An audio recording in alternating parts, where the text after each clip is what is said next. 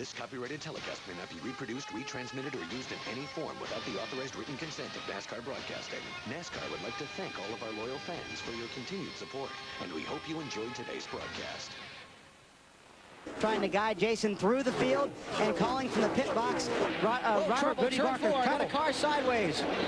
Michael Waltrip collected Matt Kenseth. Came right up in the front of Matt Kenseth. Who was that? That's Tracy Hines in the 6 car. 6 Ragu car. Let's see what happened. See the 12 car, Tim Fiedler up on the very top. 59 of Stacy Compton in the middle, and Michael just by himself. Around he goes, and that's due from lack of practice. Car got loose on him, and he was gonna get away with, I think, hitting anything. But unfortunately came right up in front of Matt. Matt had no... It was way too loose on entry into turn 3. Meanwhile, the 87 just passed. Stacy Compton in 59, Tracy Hines in the 6. Tell you what. Tracy Hines is going to be dizzy. Tell you what, it's very... Hopefully we have something. Hey, here we go. The 6 car just looks like he got... Well, at first it looks like he got loose getting in, but there you go. Definitely got loose there. Got loose in the middle, and we had to correct the car and go up the hill. The 59 car was right beside of him. And got the worst of it. Under damage. Something happened to Nemechek. He came off turn 4 and just dove to the bottom of the racetrack, and now we see the smoke. I would say blew up. That's what it sure looks like. Engine problem for the 87. Turning these engines, a lot of RPMs here at Michigan. Are more... That wasn't good. It broke something pretty big. Matt? Well, you heard him say on the radio that he broke something really big inside that engine. It's not been a good day, even though he's running up front. He could not hear the team.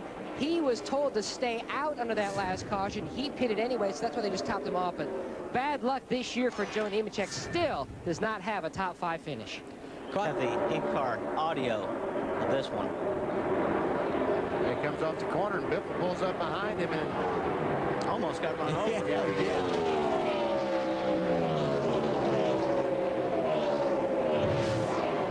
So you're thinking in 25. That's impressive.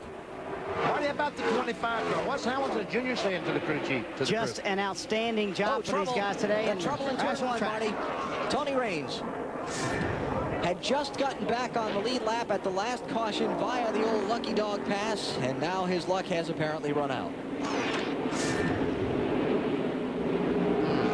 on around here if you can. There was nobody. I think he lost the left rear tire possibly.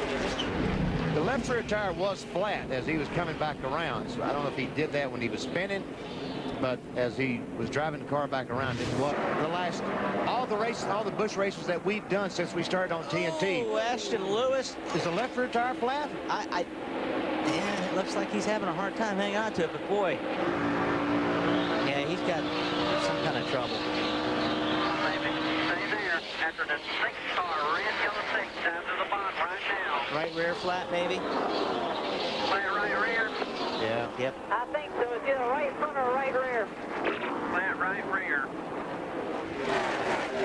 Nice job to hang on Yeah, to I was going to say, it was a good save. And nice job by the spotter to find him a space through traffic to get down to the inside. Now, hopefully that tire won't fly apart like it just did there and start tearing up the race car.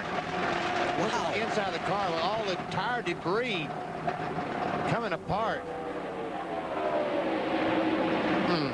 Almost looked like a down pillow had come apart inside that race car with all that stuff flying. Look at that. That's a problem when you try to hurry back with the flat tire when they come apart. They devastate. And there's probably some rubber laying out there right now. Rubber, bits, pieces of metal, various you things. name it. Ooh, it's getting uglier. Boy, it's getting real ugly. Man. Oh, he even moved his hand away on that one. What did he? And he passed a couple of these cars, so all of a sudden the tire goes down. He slides up the racetrack, makes a really nice save. Does a terrific job. Fortunately, he couldn't get to pit. If he could get to the pits right now, he would have saved all that damage, but it always go out in the worst spot. So he has to come all the way back around the racetrack, but in the meantime, trying to get there, the right rear tire. Oh, we see the 47 car. Robert Presley. Huh. Oh, great job. He just spins around and goes for a ride down the grass. But Caution has just come out here at Michigan International Speedway again. Contact between cars, and this time it was Ron Hornaday that went for a spin. With a little help, probably. the left front tire is flat. All right, there we go. It's Justin Labonte in 44, and oh, wow. Clunk, clunk. Little bump, and the first clunk you say, yeah, okay. The second clunk is going to make you mad. And he rode it for a while, but just couldn't save it. Looked like Justin maybe got a little, just help him a little bit. Pull a little bit of a draft by Casey Kane. He's pulled in front of that 38 car Casey Kane close a bunch of times today. sure has. Jason Leffler in the 00 there in the mix. Who's that? Rusty Wallace. How about that? Trying to turn down. Okay, let's make a change here. I was going to the bottom. I'll go to the middle, maybe the top. Figured out when I get down to turn 3. Little wiggle on Rusty's car. These guys are driving as hard as they can drive right now. David Stremme with the triple lane change. Stremme in the 32, back at 11th spot. Great racing, just not for the lead. Yeah, the not for the lead is. Hang on, Jason. Good save. I think maybe Biffle might have gotten in the back of Jason Keller. 22 car. Here comes Mike Wallace, Justin Labonte, 4 and 44. Try to take advantage of the bobble.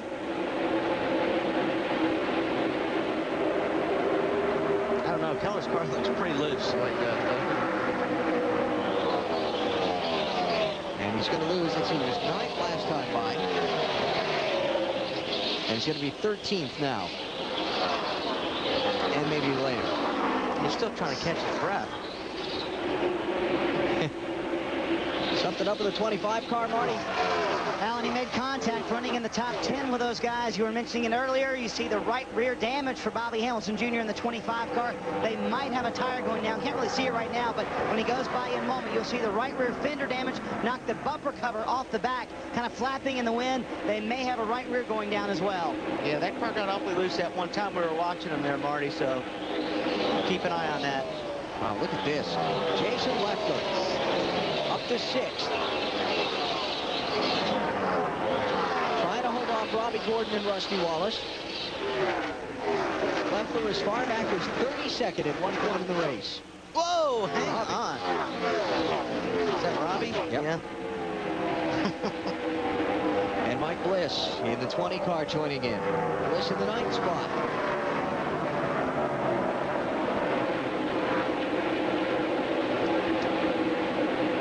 Bliss had played a little track position strategy earlier back at lap 44, got him up to 5th. And he was shuffled back on the older tires, and now he's trying to pick his way back through a little bit. Marty? You should hear the adjustments they made on one stop, Alan. They took 2 spring rubbers out of the spring, 3 rounds of track bar, and 3 rounds of wedge on one stop. He was extremely loose. They got the car a little tight for Mike, finally. Car's been actually not so bad since then. A little bit better for the guy. And they've had a great run lately. Team that's been on kind of a roll trying to win the Busch Series championship. Mike Bliss starting the day pretty good bit back, 9th place in the championship standings. And you see his rankings in the race. He was as far back as 32nd. I think most everyone has been except Kyle Busch, the scrub. So 3 laps to go, and no challenge for the top spot. It's just a matter of whether it runs to the finish for Kyle Busch or not, and that's not because of fuel mileage, because he's got plenty of that to get him to the checkered flag. And this is a race for 8th, 9th, 10th, and 11th spots.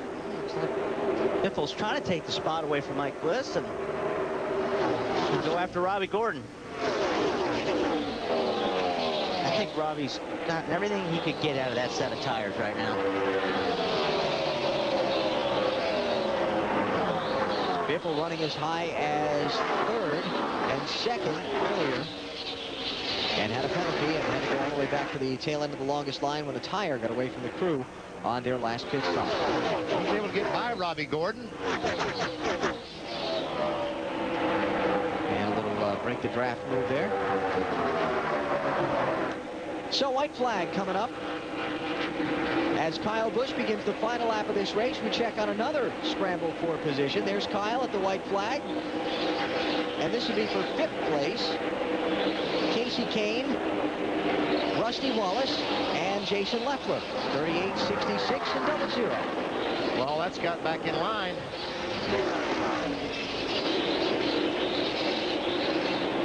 What a performance today by Kyle Busch as Wallace tries Kane for 5th.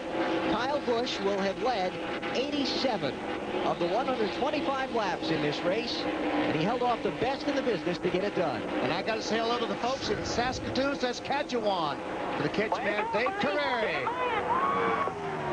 Way to go, boys. That's all what it's about. Right there. Good job. Way to do it. Second straight NASCAR Busch Series win for Kyle Busch, and his 5th of 2004, as he wins today here at Michigan International Speedway.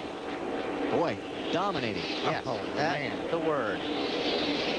Yeah, you are number 1 today. There's no doubt about that. Marty? This copyrighted telecast may not be reproduced, retransmitted, or used in any form without the authorized written consent of NASCAR Broadcasting. NASCAR would like to thank all of our loyal fans for your continued support, and we hope you enjoyed today's broadcast. This has been a presentation of TNT Sports.